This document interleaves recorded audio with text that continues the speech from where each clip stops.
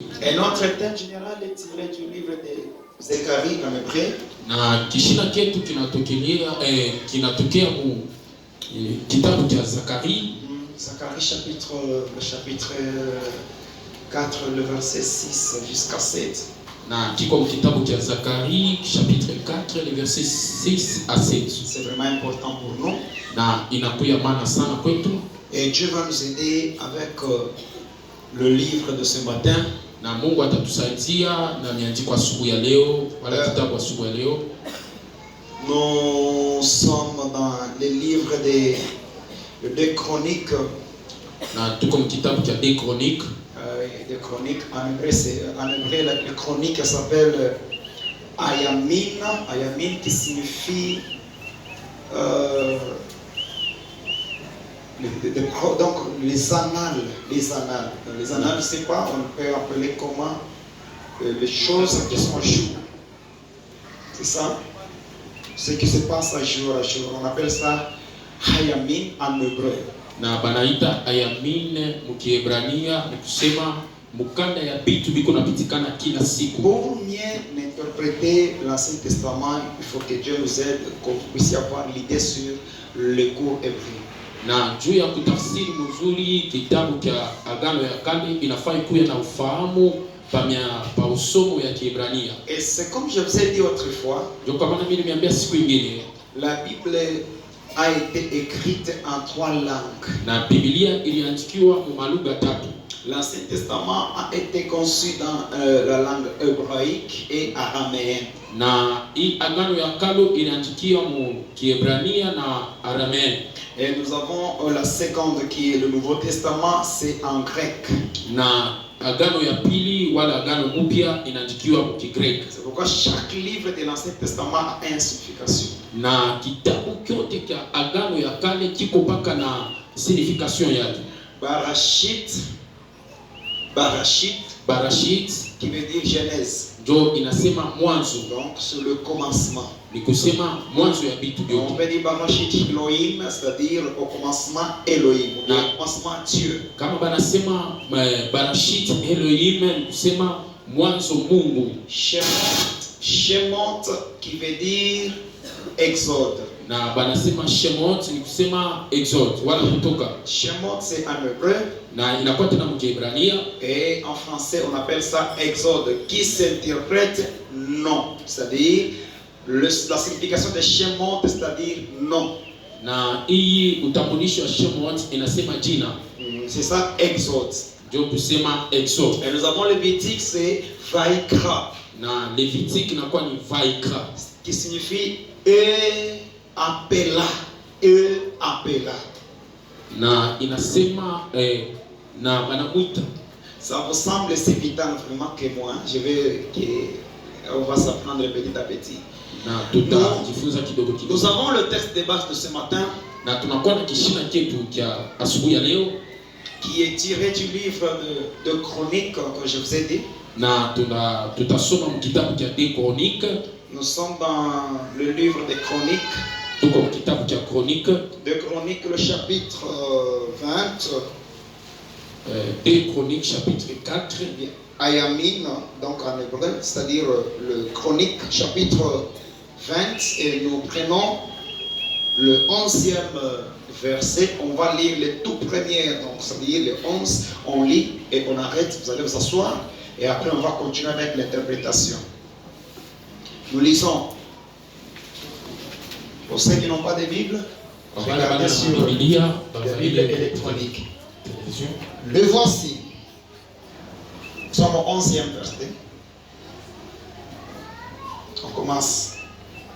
Le voici qui nous récompense en venant nous chasser de ton héritage. Donc, tu nous as mis en possession.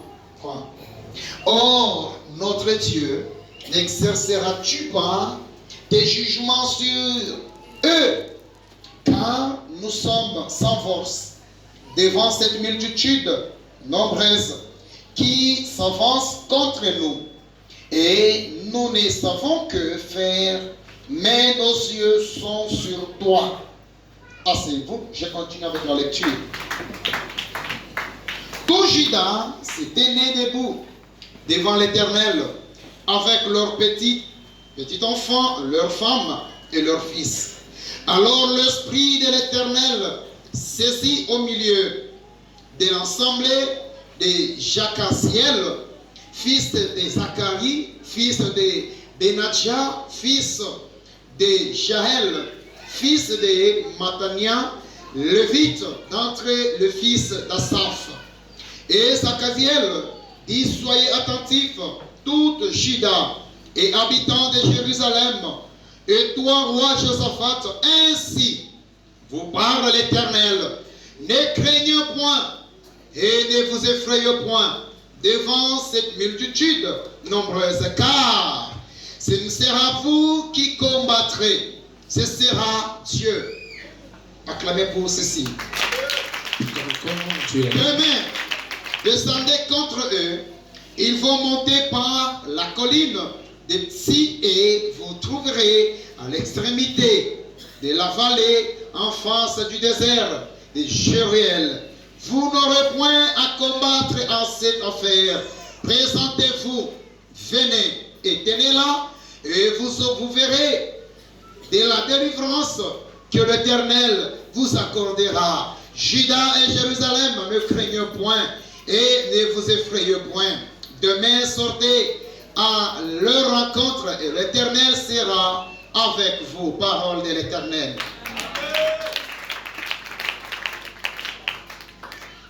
J'aimerais que Dieu vous ouvre les oreilles pour que ceci soit pour nous une grande bénédiction. Comme je vous ai dit, Israël, c'est un peuple, c'est une nation qui a vu des combats du jour au lendemain.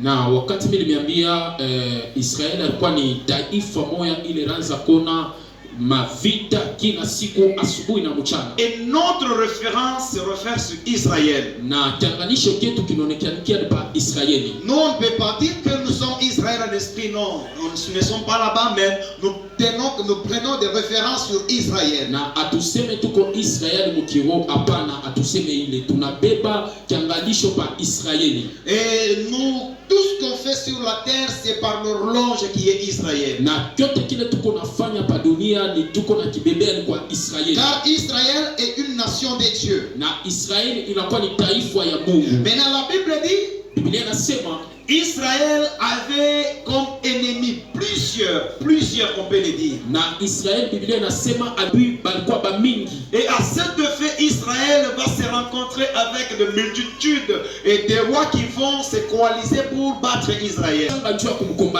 Ici, Israël est devant un danger. Na hapa Israël eko mbele ya hatari. Et vous savez, si vous êtes devant un danger, na mnajua kama uko mbele ya hatari, et que vous ne prenez pas conscience, na aubebe ange, vous serez abattu, na batakupiga, et vous serez détruit, na batakubomola, et réduit en rien, na batakurandra na kwa bila kitu. Et la Bible dit, na Biblia inasema pendant que ces hommes, wakati abatu, ils s'avancèrent vers Israël. Baranza kuchofa kwa Israël. J'aime vraiment quand la Bible interprète. Na mimi napendaka Biblia natafsiria. Et j'aime la manière dont chaque traducteur des Bibles, il nous donne l'interprétation selon la manière dont il a reçu par le Saint-Esprit. Na mimi napendaka lakini hapa mwalimu wa Biblia banatupatia utambulisho kupitia vile Roho Mtakatifu alibambia. Bien évidemment que tout le monde dit que toute écriture est inspirée de Dieu. Na batu bote banasemaka miandiko yote inatokea kwa Mungu. Et tout, c'est-à-dire tout. Ni kusema byote.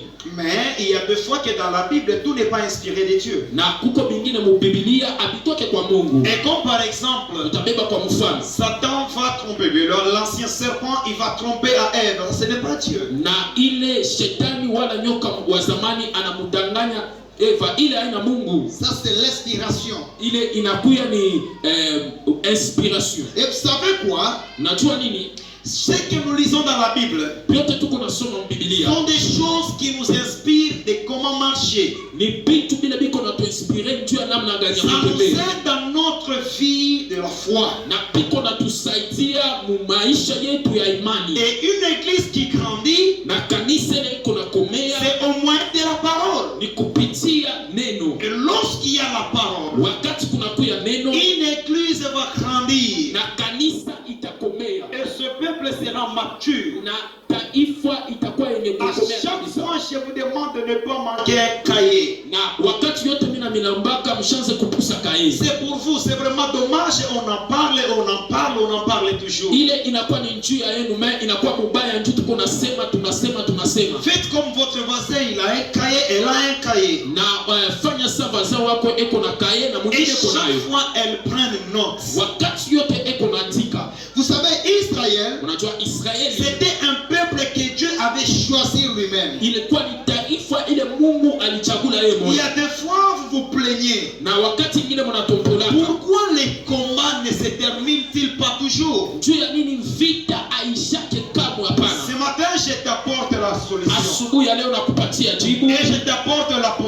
la réponse à ta préoccupation. Mimi nakupatia jibu kufuatana na mambo yako. Le combat ne se termine pas Na ukomvi abwishe parce que nous sommes encore sur la terre. ni njuu tuko pa dunia. La première raison. Na kitu Et la seconde raison. na ya pili, Les combats ne se terminent pas na ukomvi parce abwishi que nous sommes des camps opposés. juu tuko vipande viwili vyenye Parce kuachana. que tu as choisi Christ. Juu ulichakula Yesu, Satan n'a pas croisé le bras. shetani asikukunje mikono. Il y a une information que je vais vous tenir. Na kuko utambulisho mami tabia. L'enfer ne t'est pas préparé pour vous. Na ingeena haikukuye njuu ya yenu. L'enfer ne t'est pas conçu pour nous. Na ingeena haikutenganisiwa njuu yetu. L'enfer a été créé pour le diable Geena ilitungiwa njuu ya shetani. et les anges déchus. Na bale ba malaika balianguka naye. Avec tout le corps angélique qui s'est rébellé à ce temps. Na ile tayeba kuti yote ya ba malaika C'est ilishuka na toutes shetani. les divinités qu'on a préparé l'enfer. Jo ile balitengeneza njuu ya ngeena njuu ya hapo. Mais si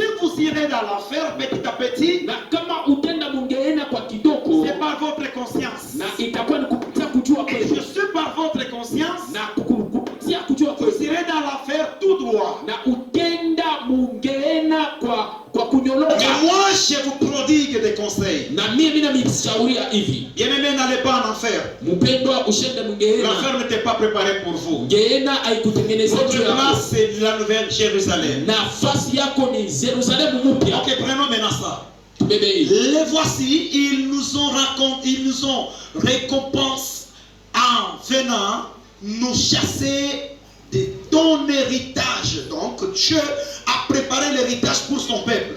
Na Mungu alitengeneza mali fulani juu ya taifa yake. Savez-vous que vous êtes le plan de Dieu? Na mnajua mko matengenezo ya Mungu. Vous êtes un programme de Dieu. Na unakuya mu programu ya Mungu. Et dans le calendrier de Dieu, vous faites partie de Na ça. kufatana na masiku ya Mungu uko ndani mule. Écoutez, Msikie. même si vous ne le voyez pas aujourd'hui, Hata kama amone leo, même si vous ne le voyez pas demain, hata kama usitamona kesho, mais tôt ou tard, mais hata kama binakawa, il y a l'héritage que Dieu a placé sur vous. uko paka urithi ile Mungu ashapeka juu yako. Je répète encore en disant, vous avez l'héritage de Dieu en vous. Mimi nasema mko na urithi ya Mungu ndani Il yenu. y a une bénédiction qui est en train de naître jour au jour. Na kuko baraka ile iko nazalika kila Et siku. c'est l'une des raisons Na inakuwa sheria qui nous moja. montre que l'ennemi ne s'arrête pas sur votre chemin. Njo ile iko natuambia ya kusema adui ashishimame munjia Et yenu. je sais que Mimi najua ils combattent votre héritage. eko na kombanisha urithi yenu. Paul va nous expliquer en disant même la nature ne vous enseigne-t-elle pas? Na Paulo anatuambia mema ta ibiume abimfundishe kamwe. Pourquoi les combats attaquent même le bébé? Juu ya nini vita iko na kombanisha hata batoto Ce sont babebe. des questions que vous devrez vous faire chaque fois. Na ni maswali ile munawezi kujisoma kila Pourquoi siku. les combats atteignent même le bébé qui est dans le ventre? Juu ya nini bukomvi kunafataka na bebe ule kwa mtumbo. Le bébé a l'héritage de Dieu. Na ule bebe anakuwa na urithi ya J'ai dit ce Mungu. bébé a l'héritage de Dieu. Mimi nasema ule bebe anakuwa na urithi ya Mungu. Et parce qu'il a l'héritage de Dieu, Sawa vile eko na urithi ya Mungu. les ennemis ne s'étaient pas. Na baadui abastekala kimya. Bien-aimés, ne reculez pas dans le champ de bataille. Mpendwa usirudie kumkongo mkiwaza cha Bukomvi. Avancez parce que nous sommes dans un monde de combat. Jofa njo tuko mudunia ya Bukomvi. Et la bataille, elle est spirituelle. Na Bukomvi kunakuwa kwa kiroho. La bataille, elle n'est pas visible. Na Bukomvi abonekanike. Notre bataille est invisible. Na Bukomvi motu kunakuya. Et celui qui combat à notre côté, Na ule kona kombana ngambo yetu. celui qui combat pour nous, Ule kona kombania shi. il est celui qui est le plus fort dans ce monde. Njoo ule kwa nguvu sana kushindia ule kwa Et dunia. son nom c'est Yahweh Sabaoth. Jina yake ni Yahweh Et Sabaoth. disons que tu nous as mis en possession. Na ulitweka mkutawala. J'aime vraiment le verset 12. Ninapenda verset Il 12. dit ceci. Anasema hivi. Or, Lakini notre Dieu Mungu wetu n'exercera-t-il pas asita tujibu des jugements sur eux? wala astatimiza hukumu Il y yake a kwake. il y a le point d'interrogation sur eux, c'est une question. Na ile inakuwa ni swali. Il parle, il pose la question, je ne sais pas moi, il s'est présenté à Dieu en disant, notre Dieu n'exercera-t-il pas le jugement sur eux? Le « là, C'est sur les ennemis. Na anasema Mungu wetu asita timiza hukumu yake kubabi betu. À chaque fois quand vous lisez dans une phrase, Wakati unasoma mmiandiko et fulani il y a le point virgule, na panakuya nukta na kaviri, la phrase continue, c'est un petit repos. ni kusema ile mwandiko ile phrase iko Et naendelea. lorsqu'il y a le point d'exclamation, c'est quelqu'un qui s'étonne. Ah, hélas! Na pale kama kunakuwa nukta nyingine ni kusema mtu yuko na shangaa. Et c'est différent avec le point d'interrogation. Inatana na hii nukta ya point C'est d'interrogation. une question qu'il se pose. Na inakuwa ni swali inaswaliwa pale. Écoutez, ce sont des questions que vous vous posez aussi. Na inakuwa ni ma question unajipose. Notre Dieu n'exercera-t-il pas les jugements contre nos ennemis? Na Mungu wetu asitatimiza hukumu yake na baadhi betu. Et vous devrez avoir des réponses. Na utapata jibu. La réponse est suite. Na jibu na Car nous sommes sans force na njutu hatuna na nguvu devant cette multitude nombreuse kumbele ya taifa qui mingi s'avance iko na chofa contre nous. na iko na chofa Et kwetu nous ne savons que faire. na shia tunayotu kufanya, Mais lakini nos yeux macho yetu sont sur toi. iko kwako. Oh, acclamez d'abord pour ceci.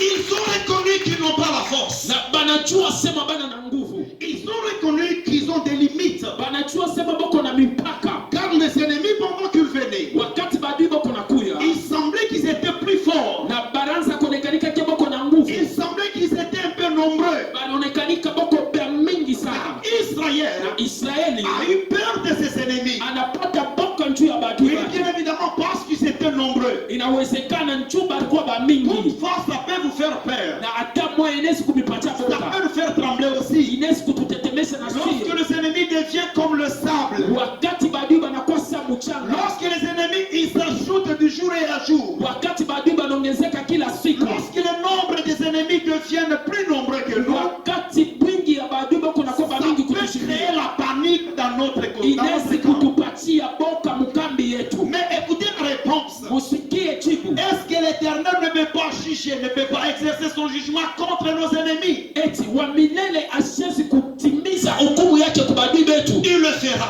ataifanya. Dites à votre voisin, il le fera. Il le fera.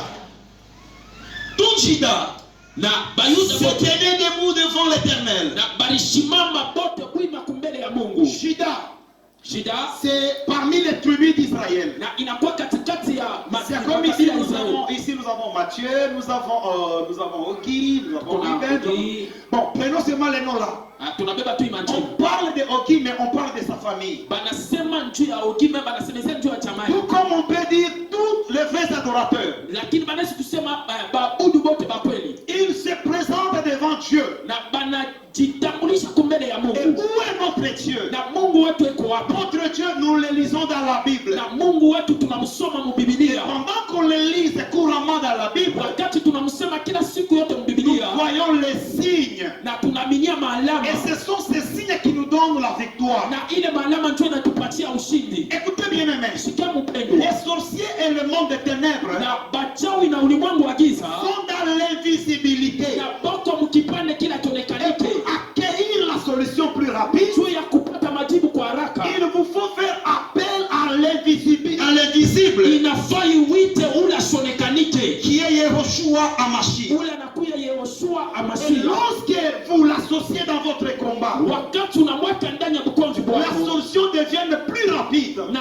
majibu itakuwa kwa haraka, comme le vol des nègres. na sawa pepo ya Dieu kuluka kwa ne tai. tarde pas à sauver ses enfants. Na Mungu asichelewake juu ya kuokoa watoto Bien yake. aimé, encore je répète, Dieu ne tarde pas à sauver ses enfants. Mimi nasema tena Mungu asichelewake njoo kuokoa watoto yake. Chaque fois, c'est vous qui ont peur. Ni wakati yote ni mwa mko na boka. Chaque fois, c'est vous qui êtes déprimé. Ni wakati yote mwa ndio mko na tetemeka. Lorsque vous êtes déprimé, il y a l'association des maladies. Na wakati unapata boka kuna kwa kuchanganya kwa magonjwa. Lorsque vous êtes déprimé, il y a l'association des échecs. Wakati kunapata boka kuna kuya kuchanganya kwa Lorsque kushinda. l'ennemi va gagner votre cœur, Na wakati adui atabamba moyo il wako, peut faire du n'importe quoi avec vous. atafanya vyote bila napenda. Mais rassurez-vous que Dieu va donner son jugement. Na jua kusema Mungu ataleta hukumu Je yake. répète encore, Dieu va juger vos ennemis ce matin. Mungu atahukumu maadui wenu asubuhi ya leo. Tout Israël sert ensemble, petit et grand. Na Israeli yote najichanga bakubwa na batoto. Ils seront ensemble et même le femme.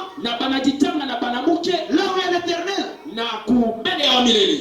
Bien-aimé, notre Dieu est ici. Mungu wetu eko hapa mpendwa. Vous n'allez pas le trouver, ne dites pas que j'ai rencontré Dieu à la boutique. Non, notre Dieu, on le rencontre ici. Hawezi kusema mimi nikuta Mungu kumagazia, hapana. Mungu tunamkutaka ni hapa. Amen. Amen. Alléluia. Amen. Et la Bible dit, Na Biblia inasema alors, l'Esprit de l'Éternel na roho ya Bwana saisit au milieu de l'assemblée de Jakaël. na inabamba mtu mmoja katikati ya kundi ya Zakael, Tout comme nous, na sawa paka hivi tu. l'Esprit de Dieu, Na roho ya Bwana il peut saisir quelqu'un au milieu de nous. anabeba mtu mmoja katikati yetu. Tout comme avec votre Saa maison, zingine paka na nyumba tout yenu, comme dans votre famille. inawezekana hata na chama L'Esprit yenu. de Dieu peut saisir quelqu'un dans votre famille. Na roho ya Mungu inaweza kubeba mtu mmoja mchama Mais yenu. peut-être que c'est vous que l'Esprit va saisir ce matin. Saa zingine ni roho inaweza kukubeba wewe asubuhi ya leo. Peut-être que c'est toi que le Saint-Esprit va saisir. Saa zingine ni wewe Roho Mtakatifu inaweza kukugusa. Rappelez-vous de Samson. Na mkumbuke Samson. Samson, on l'appelait Shimshon en hébreu. Shimshon. Na ule baranza kumuita Mkiebrania Shimshon. Et on coupe son nom, on appelle Sam. Na banakata jina yake Vous banaita vous Sam. rappelez de Sam? Mnakumbuka Samson? La Bible dit Biblia il inasema va croiser anajikuta 1000 hommes. Bon, c'était pas 1000, mais c'était au-delà de 1000. na akakutana na kundi bantu balikuwa ba 1000. Et l'Esprit de Dieu le saisissa. Na roho ya Mungu ikamubamba. Samson était lié. Na Samson balikuwa basha kumfunga. À un moment donné, le lin dont on l'avait ligoté Na ile mankamba balimufunga nayo va se couper en morceaux. na ikakatika mumipande. Et vous savez, le fil qu'on avait lié l'homme de Samson, Na munajua ile mankamba balimufunga nayo Samson. c'est pas comme des cordes que vous connaissez. Aina sa mankamba hii mnayua. Ce sont des fils qui peuvent tracter le véhicule. Ni mankamba ile inaweza kukokota nayo motoka. Alors que lorsque l'Esprit de l'Éternel l'a saisi, Wakati roho ya Mungu ilimubamba, ça va briser, couper les cordes. na ikavunja ile Et mankamba, en même temps, c'est comme si on a consumé. na inaonekanika saba lichoma. Lorsque vous êtes rempli de son esprit, Wakati unachasiwa na Roho Mtakatifu, tout lien qui était sur vous sera coupé. na mankamba yote ilikuwa kukufunga Oh, je le dis katika. encore ce matin. Ninasema asubuhi Lorsque leo, le Saint-Esprit est en vous, wakati Roho Mtakatifu kwa ndani lorsqu'il mwenu, descend sur vous, wakati anashuka juu yenu, ça peut couper les cordes sur vous. inaweza kukata mankamba Ça pale, peut vous détacher des liens familiaux. itakata mankamba ya Et bizazi. à partir de cela, Na kupitia pale, lorsque vous avez appris à la parole de Dieu, wakati unasoma miandiko ya vous Mungu, êtes devenu une nouvelle créature. unakuya kiumbe cha sasa. En d'autres termes, Ni kusema nini tena? vous devenez libre. Na unakuya huru. Dites à votre voisin, je suis libéré ce matin. Je suis libéré ce matin. Dis-lui encore, je suis libéré. Je suis libéré. L'Éternel va exercer son jugement. Na wa milele akatimiza hukumu yake. Et il va juger qui? Na anaanza kuhukumu nani? Vos ennemis. Baadui Il benu. va juger qui? Atahukumu nani? Vos ennemis. Baadui benu. À chaque fois vous avez les ennemis, Wakati yote kuna baadui, Dieu, Mungu il se préoccupe de votre vie. na eko pale juu ya maisha yenu. Le vrai adorateur, Na baadui bakweli. n'oubliez jamais, Usisabwe un kamwe. peuple combattu, Na taifa ile na kupiganiwa c'est un peuple béni de Dieu. ni taifa ile inaisha kubarikiwa na Mungu. Écoutez, Sikia.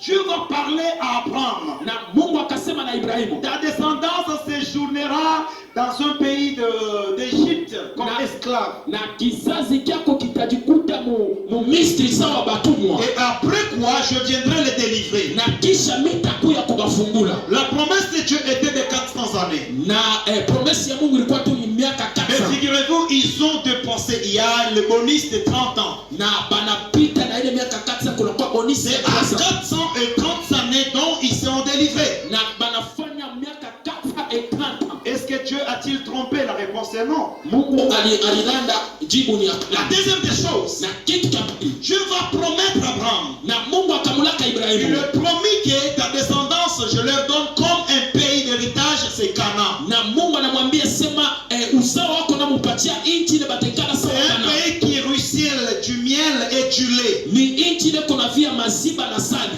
Mais lorsque vous faites les Écritures, Na kama mnasoma vous miandiko vous retrouvez en Canaan. munajikuta mukana Avez-vous lu quelque part où Israël était en paix? na munasoma fashi fulani pale Israeli Où ilikuwa na sont salama. le lait et où sont du miel? Na wapi maziba wapi Quand sali. on parle du lait, c'est la vie de paix. Na kama banasema maziba ni maisha ya Et quand salama. on parle du lait, les cieux s'ouvrent. Na kama banasema juu ya sali macho nafunguka. Les deux choses marchent de pair. Na hii vitu bidebi iko natembea fasi moja. Le miel Sali ouvre les yeux. iko nafungula macho. Et vous allez vous rendre compte que lorsque Samson avait pris du miel, il a donné à ses parents, ça les a réjouis. Mais la deuxième des choses, lorsqu'il y a du lait, l'apparition du lait, c'est la paix. Na wakati kunakuya maziba inakuwa ni salama. Mais Israël en Canaan Na Israeli mukana n'avait pas toujours trouvé la paix. na ashikupata paka salama. Mais or, c'était un pays qui allait couler du lait et du miel. Écoutez, on dit couler. Or, Israël avait vu le miracle, c'est dans le désert, où chaque jour, Dieu pouvait préparer avec sa cuisine interne, il préparait les oiseaux, les tourterelles. Chaque jour, il prenait la manne des quantités, de façon répétée, et que son peuple mangeait matin et soir. Lui-même, il le prenait en charge. Na Israeli ilipasha kuona vile maziba iko na mwangika mbele, lakini Israeli ashikuona ile miujiza mukana. Anaona miujiza mu desert mule, maana iraanza kushuka mu makundi yenye kuneana bantu vile batakuya.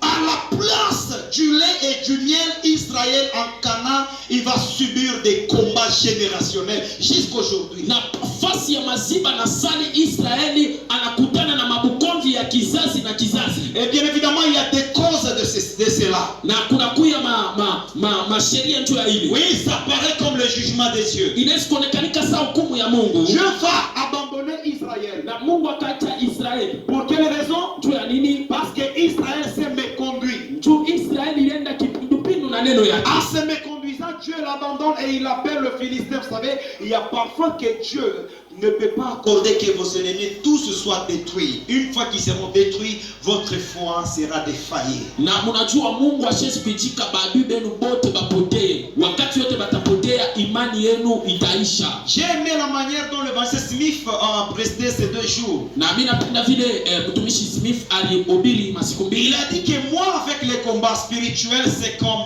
le doigt et son anneau. Na inakuya mie kumbele ya bukonvi ya kiroho inakuwa tu ni vita kabisa. Et j'ai aimé sa manière d'expliquer sur la sorcellerie. Na papa alipenda vile aliexpliquer babuloji. Nous sommes devant les sorciers, oui. Tuko kumbele ya bachawi, oui. C'est l'unique combat que nous avons. Ni bukonvi bumwa bule tuko na. Et même les démons qui s'infligent dans le cœur et le corps des gens, ce sont les mêmes sorciers qui se transforment parce que c'est un même corps. Na pale ba demo boko mumamili ya bantu ni baloshi boko na dibadilisha nju boko mukitu kimoya. Et pendant qu'ils font cela, Wakati boko nafanya ile, ils te combattent. bana kukombanisha. Il y a une chose que vous devrez retenir. Na kuko kitu kimoja kila mtababa. Exode 14:14. Na Exode 14:14. Gardez silence. Na muchunge kimya. Mais suivez. Le garder silence ne veut pas dire de ne pas prier. Non. Na ile kusema mukale kimya aiseme mwache kuomba. Ne vous lamentez pas trop. Mushitopole sana. Vous m'avez entendu? Amen. Gardez silence pour vous. Na wa milele atakombana juu yenu. Dites à votre voisin, garde silence. Garde silence. Dis-lui encore, garde silence. Mwambie achunge Et kimya. l'éternel combat pour toi ce Na matin. wa milele kuna kukombania asubuhi ya leo. Dis-lui encore, voisin, garde silence. Mwambie voisin chunga kimya. Et l'éternel combat pour toi ce Na matin. wa milele kuna kukombania asubuhi ya leo. Et le verset se poursuit. Alors l'esprit de l'éternel saisit au milieu de l'ensemble de Zachaël, fils de Zacharie, fils de Benjamin, fils de Joël, fils de Mattania, lévite, d'entre le fils d'Apsaph. lorsque vous êtes localisé, vous devenez plus fort. Wakati Mungu anakunikanikia utakuwa wa nguvu sana. Et même le sorcier Hata balozi ne vous atteindra jamais. abesi kumibaba La hata. Bible dit ceux qui se confient à l'Éternel Biblia inasema bale banajituma renouvellent leur force. eko na ongeza tena Ils nguvu. prennent de force comme le seigle. Na boko na pepuka saba ndani. Laisse-moi vous dire ce matin, Hata nikwambia asubuhi ya lorsque vous leo. vous confiez à l'Éternel, Wakati unajitia kwa Dieu Mungu, renouvelle votre force. Mungu eko narudisha tena Même si nguvu. vous étiez déprimé hier, Hata kama et barabara aujourd'hui il va faire la mise à jour de votre leo force. atafanya misa nzuri ya nguvu ile. Et lorsque vous aurez la force à nouveau, Wakati utakuwa na nguvu ya vous sasa, direz à cette montagne, utambia ile mulima, qui es-tu devant ma maison? iwe nani Qui kumbele es-tu nyuma devant yangu, notre église? iwe nani Qui kumbele es-tu dans kanisa, ma cité? iwe nani mwafya yangu, Sera détruite na utapomolewa et aplanie. na utapomolewa. Amen. Amen. C'est un bon thème vraiment. Inakuwa kishina kizuri sasa kwake, Je me dis que je sois attentif. na mimi nasema nikuye mtu wa kusikia. Soyez attentifs. Écoutez maintenant. Msikie. Tout Juda Na Bayuda et wote habitants de Jérusalem, na bale bantu bako nekala et Yerusalemu, toi roi Josaphat, na wewe mfalme Josaphat, ainsi na vous tena parlez à l'Éternel. mtu wa milele Ne Mungu, craignez point msiongope hapana, et ne vous effrayez point na msipate boka devant hapana, cette multitude nombreuse. na kumbele ya hii taifa ya Ce ne sera pas vous qui combattrez, aina mwa mtakombana, ce sera Dieu. itakuya ni Mungu. La bataille s'échange maintenant. Na bukomvi J'ai bunabadilika, dit ta bataille s'échange. bukomvi mwako bunageuka, Toi qui combattras ce matin, na wewe utakombana et siku Dieu ya leo, combattra pour ni toi. Mungu yako atakombana. Tais-toi seulement. Na babudu hapa kweli Mais mkatika, gardez la foi. na chunga Ce imani, n'est pas toi qui combattras. ana wewe utakombana, L'Éternel combattra pour ni toi. wa milele atakombana kwa Yahweh nafsi yako. Sabaoth se met dans un combat. Yahweh Sabaoth anaingia mu Tu bukomvi. n'as pas compris, j'ai dit Yahweh Sabaoth se met dans un combat. Aongelewe, mimi nasema Yahweh De Sabaoth ce anaingia mu côté, bukomvi. de ce côté, Na kuinga ngo tenez bien votre foi. na mchunge imani yenu Restez vizuri, constant dans la prière. na mubakie mobile Et maombi, Yahweh Sabaoth, il combat pour vous. na Yahweh Sabaoth atamikombania. Dites à votre voisin, le combat ne m'appartient Na pas. mwambia jua ule vazi wako Le utakombana na Bwana. combat ne m'appartient Na pas. bukomvi habuna bwangu, Mais le combat appartient à Yahweh. na bukomvi bunakuwa mwa Yahweh. Quelqu'un peut dire Yahweh. Yahweh, Encore Yahweh. Yahweh. Verset 16. Demain.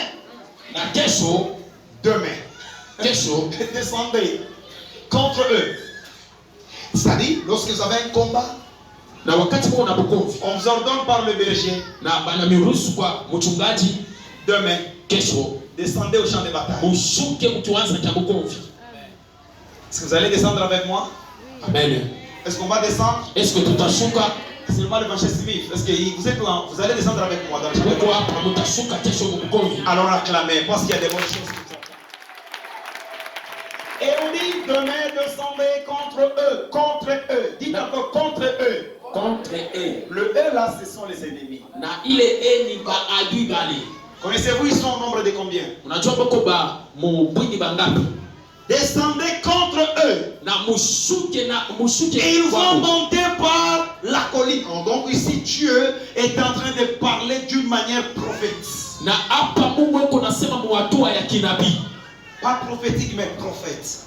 Mungu yuko nasema Il sawa nabii. connaît dans quel chemin dont ils vont emprunter. Na anajua ni njia kani batabeba. bien avant que tu dors, Kabla ulale, bien avant que tu fermes ta porte, kabla ufunge mulango Je yako. connais combien d'ennemis ils vont guetter ta maison. Na Mungu anayua baadui ngapi bali batakuya Oh, tu m'as pas écouté. kutafuta. Je dis bien avant que tu voyages. Kabla usafiri, Je connais Mungu anayua le nombre des sorciers, na kundi le ya nombre baozi de tes ennemis na bwingi ya baadui qui vont wako barricader la route. bale batafunga Et njia. Dieu te dit d'avancer toujours. Mungu anasema wachofa Ne tu, recule pas, quel que soit les combats. usilurie kumkongo bukomvi, Ne recule pas, quelle que soit les difficultés. usilurie kumkongo hata Je magumu yote vais yote. avancer, avancer. Na wewe chofa tu kumale, Allez là. wende Il y a pale, une victoire qui vous attend. na kuna kuya ushindi neko na michunga. S'il y a les vainqueurs ce matin, il peut acclamer pour Dieu. Est-ce que kuko bashindana nesi kumuka mikono? Ils vont monter des collines, des sites, et vous les trouverez à l'extrémité vous les trouverez à l'extrémité de la battre en cette affaire. Vous n'aurez point à combattre à cette affaire. Présentez-vous. Il y a un problème. Vous n'aurez pas à combattre. Il y a un problème que je vais dire à tout le monde. Lorsque Dieu vient de vous dédoiter un sorcier dans votre famille, que tout le monde le connaisse.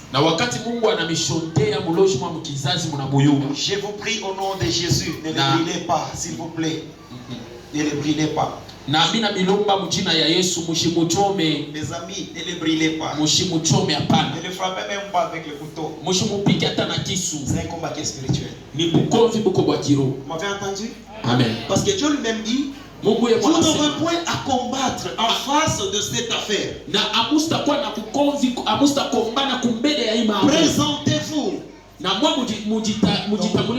Soyez chaque fois à la prière. Le matin vous êtes là, présentez-vous à la prière le matin. C'est un combat qui est spirituel. Le soir, soyez là. S'il y a un jeûne publié pour vous, présentez-vous. S'il y a même la prière de 50 jours, plongez-vous dedans. Car cette affaire ne vous concerne pas. Yahweh Sabaoth lui-même, il est dans vos bouches et il va détruire vos ennemis. Et celui qui me donne un bon amen, qui est la victoire, commence à toucher sa vie. J'ai dit encore, celui qui me donne un bon amen, qui est la victoire, entre dans sa vie. L'humiliation que tu observes aujourd'hui, c'est parce que le diable t'a cherché partout. On t'a humilié du domaine spirituel. On t'a humilié du domaine mariage. On t'a humilié dans toutes les carrières que tu fais. Mais ce matin, relève la tête car Dieu est de ton côté. Écoutez, je vais terminer avec ceci. Il dit ceci, que l'Éternel vous accordera. Donc, Juda et Jérusalem, ne craignez point. Les vrais adorateurs ne craignez point. J'ai dit encore, les vrais adorateurs ne craignez point. Les mamans à Saf ne craignez point. Les adorateurs ne craignez point. La chorale espoir ne craignez point. Même pour les vocalistes ne craignez point. Chers serviteurs, chers maman, chers papa, ne craignez point. Ne craignez point. Et ne vous effrayez point. Demain, sortez à leur rencontre. Et l'Éternel sera avec vous. Dans la version de NIV, on dit et l'Éternel sera au rendez-vous. À partir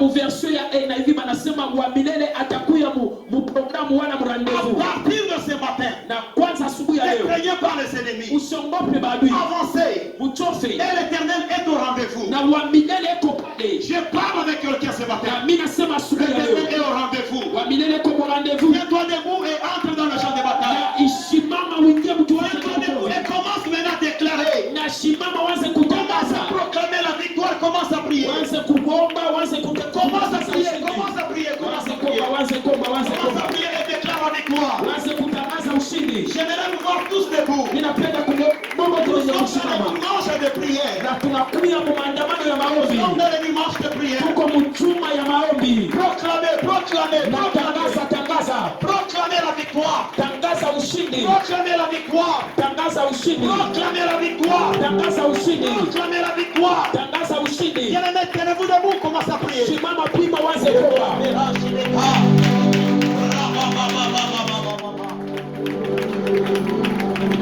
Priez. Mungu wa milele, Mungu mkubwa, Mungu wa uwezo, Mungu tunakuinisha, tunasema usiwaogope, c'est toi qui donne le courage à celui qui est combattu, à le Seigneur, Mungu wa Yahweh, Yahweh, Yahweh, Yahweh, Yahweh,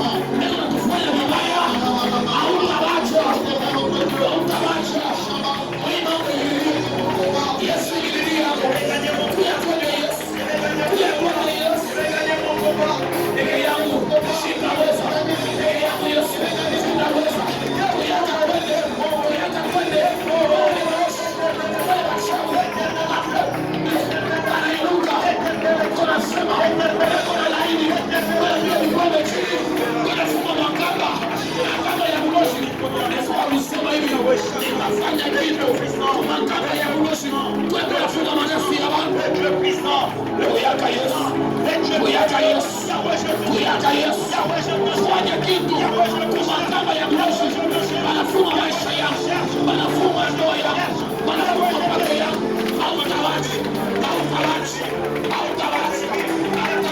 Ewa esprit ya kisomo ni esprit mwa bizarre. Inaweza kukuingia tu hivi unafanya ora kisomo badezi unaingia kwa motoka yako na temare. Bado unaingia kwa motoka aone mtoto. Una temare jo unashtuka sana unapita mtoto. Kisomo kinaweza kuangusha mabriki ya kunyumba mwenye kuyenga pia mpepo tu kitoko mabriki ile imeanguka mpaka kwa kitanda ile imefinya mikongo yote. Esprit kisomo. Kutotoka peji ya kumakala ya moto hii ya naivi hapo. Esprit kisomo. Esprit. Muona Yesu. Wale wanatengeneza esprit ya kisomo kushamba.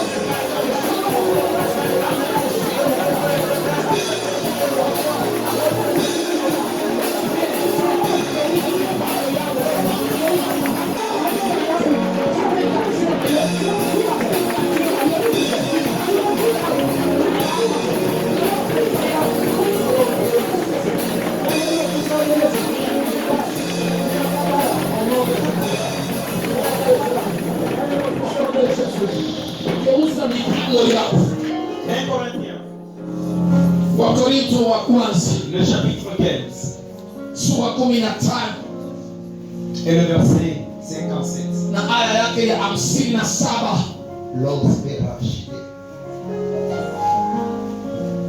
Mais grâce soit rendue à Dieu qui nous a donné la victoire par notre Seigneur Jésus-Christ. Amen.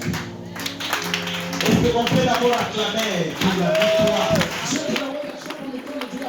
Nous venons d'avoir la victoire par la mort et la résurrection de Jésus. Amen. Vous êtes dans la victoire. Nous voulons maintenant faire le balayage. On veut maintenant balayer. Soigneusement avec la prière. On va balayer dans nos familles. Soigneusement dans nos familles, on va le faire. Balayer toute parole maléfique dans votre famille. Balayer toute parole négative dans votre famille. C'est une prière prophétique qu'on va balayer maintenant avec la prière. Après avoir balayé tout ce que Dieu n'a pas planté dans ta maison, on va t'ordonner avec le sang de Jésus. J'ai dit après avoir balayé, on va t'ordonner. Le balai nous aide à enlever les saletés. Mais les torchons nous aident à rendre la place propre. Écoutez bien aimé, Dieu, il va balayer vos ennemis. Comme le diable avec sa queue avait balayé, entraîné la pierre des étoiles au ciel, que ta prière balaye maintenant tes ennemis. J'ai dit encore que ta prière balaye maintenant tes ennemis. Et le sang de Jésus va t'ordonner là où était ta maison. Dites encore Yahweh. On est debout. Glory koyanda rabashide. La sero bakina serashide. Glory koya elas berashide go. Las beroshideka. Elas seroshide. Hila rababa. Hila elas seroshideka. Glory koya barashide. Rababa elas seroshide. Glory koya berashide. Elas hila. Amenez-moi les enfants. Hélas. Ils sont encore dans leur ventre, bien ce sont les enfants qui sont ici. Chacun de nous s'élève. On fait cette prière d'autorité. On s'attaque à cette périllée spirituelle. Écoutez, c'est très important prier que nous sommes dans une semaine de prière. On s'attaque à cette périllée qui a besoin de prendre parmi nos enfants. Et encore, Seigneur Dieu, ce matin, je prends l'autorité. Contre cet esprit méchant, l'esprit qui vient piquer les enfants, avec un esprit de mort. Au nom de Jésus.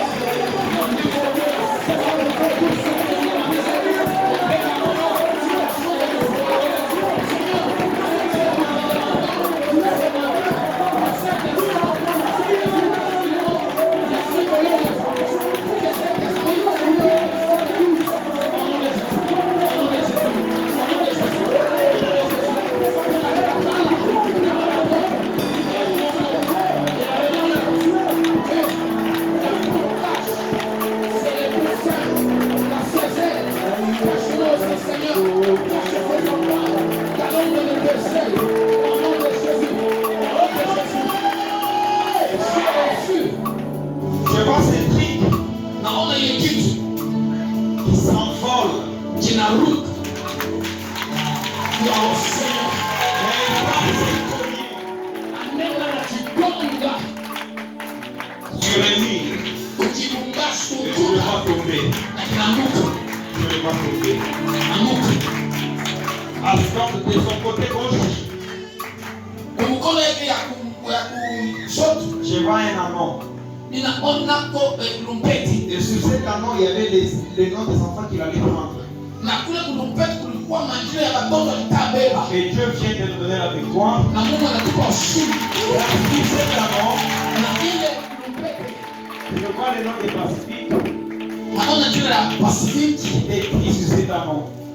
alikuwa ile jina ya Pacific wewe shaka kule kikomo kule lumpeti Je vois ça.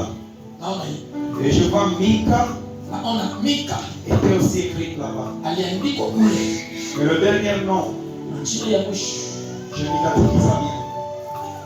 Je n'ai pas bien identifié. na sikuiona sawa sawa.